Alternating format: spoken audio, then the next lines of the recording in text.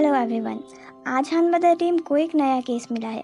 एक चेयरमैन के छोटे बेटे पर उसके बड़े भाई को मार देने का आरोप लगा है।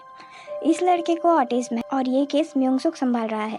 वो युंगू को ये केस ज्वाइन करने के लिए कहता है क्योंकि उससे भी ऑटिज्म है और युंगू शायद इस केस में उसकी हेल्प कर पाए। ये लोग पेरेंट्स से मिलते हैं, जहाँ पेरेंट्स युंगू को डाउटफुल नज़रों से देखते हैं। केस का डिस्कशन शुरू होता है, जहाँ मदर बताती है उनका बेटा बस एक ही बात बोल रहा है, डाई डाई स्टॉप, मतलब मर जाओ रुक जाओ। जुंगहुन, जिससे ऑटिज्म है और जिस पर ये इल्ज़ाम लगा है मर्डर का, उसने कभी भी किसी पर अटैक नहीं किया। इनफैक्ट उसका भाई तो उससे बहुत प्यार करता था और ये दोनों एकदम मिलजुल कर रहते थे। म्योंगसुक जुंगहुन से नेक्स्ट मीटिंग में मिलने की बात करता है। लंच टाइम हो गया है। युंगू जा रही है कैफेटेरिया में लंच करने के लिए।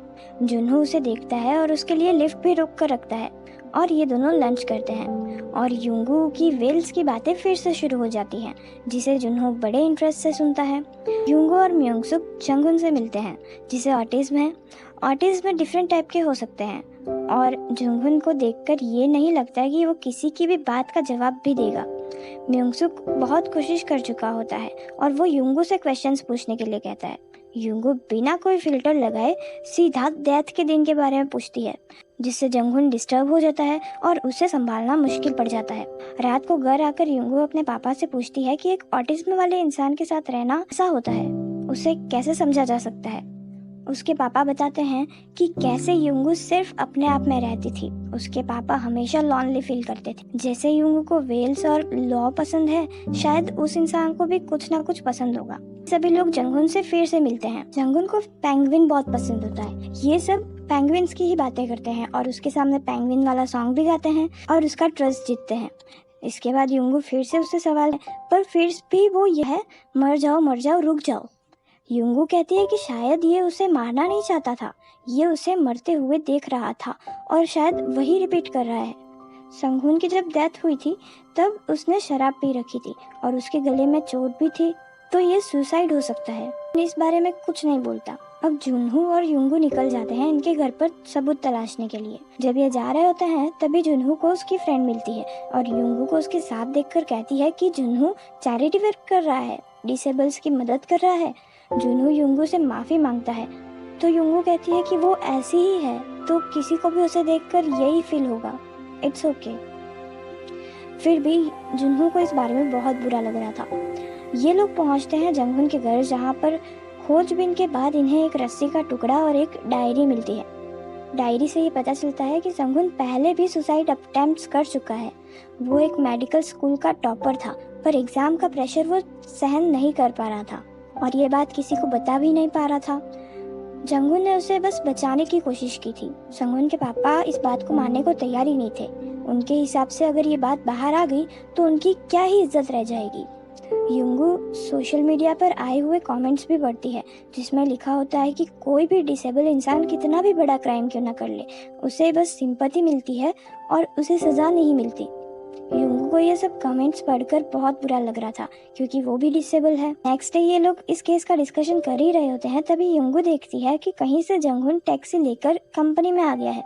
उसकी मॉम को वहां बुलाकर उसे घर भेज दिया जाता है, पर युंगू यही सोचती है कि ज्यादातर लोगों को यही लगता है कि जंगहुन, जिसकी डेथ हो गई है, जो मेडिकल टॉपर है, उसे खोना एक नेशनल लॉस है, पर एक डिसेबल इंसान का जिंदा रहना देश पर बोझ है।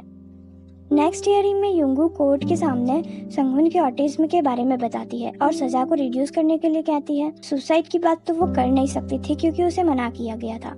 ऑपोजिट प्रोसिक्यूटर युंगू को ही इसमें फंसा देते हैं। अगर जंगहुन को ऑटिज्म है और वो अनफिट है तो युंगू को भी तो ऑटिज्म है, तो वो ये केस लड़ने के लिए फिट कैसे हो सकती है। इस बात को लेकर कोर्ट में बहुत बहस होती है। सेशन के बाद जुनहो युंगू के कैबिन में आता है और देखता है कि वो सुसाइड कर रही है, तो वो उसे बचाने की कोशिश करता है और इसी से युंगू के दिमाग की बत्ती फिर से जल जाती है। वो सुसाइड नहीं कर रही थी, वो देख रही थी कि आखिर हुआ क्या होगा। वो सबके सामने कहती है कि उस दिन जंगहुन सुसाइड कर रहा था और जिस तरह से जुनहो ने युंगू को बचाया, जंगहुन ने जंगहुन को बचाया और वो पीठ के बल पर गिर गया और इस तरह से उसे अपने भाई का मर्डर नहीं किया, कोर्ट में ये बात कही जा सकती है, पर इसके लिए संगुन के सुसाइड की बात बताना बहुत ज़रूरी है। चेयरमैन इस बात के लिए अग्री करते हैं, पर वो युंगू को ये केस लड़ने से मना कर देते हैं क्योंकि उसे ऑटिज्म है और इससे ये केस वीक हो सकता है। युंगू इस बात से एग्री करती है और कहती है कि जब वो जुन्हो के साथ जा रही थी तब भी उसे डिसेबल समझा गया। जब संगुन कंपनी में आया था तब टैक्सी वाले ने भी इसे डिसेबल समझकर इससे बात करना मुनासिब नहीं समझा। ये बता सकती है कि इसका ऑटिज्म और डिफेंडेंट का ऑटिज्म में क्या फ़र्क है, पर प्रोसिक्यूटर और जज शायद ये समझेंगे नहीं और वो सोचती है कि वो इस केस के लिए हेल्पफुल नहीं है। युंगसुक सीईओ के पास जाता है और चेयरमैन को कन्विंस करने के लिए कहता है कि वो युंगू को ये केस लड़ने दे। उसे ऑटिज्म है, इस वजह से ये डिस्क्रिमिनेशन नहीं कर सकते। सीईओ कहती है कि युंगू को ये केस अलाउ नहीं है तो तुम भी मत जाओ और यूनिटी दिखाओ। इस तरह से ये केस दूसरे अटर्नी को ट्रांसफ़र कर दिया जाता है। वो कोर्ट में ये बात प्रूव कर देता है और ये केस यहाँ ख़त्म होता है। पर युंगू अपसेट तो थी ही, वो हनबाता को छोड़ने का डिसीजन ले लेती है और अपना रेजिग्नेशन लेटर वहाँ पर रखकर चली जाती है और ये एपिसोड यहीं पर ख़त्म होता है।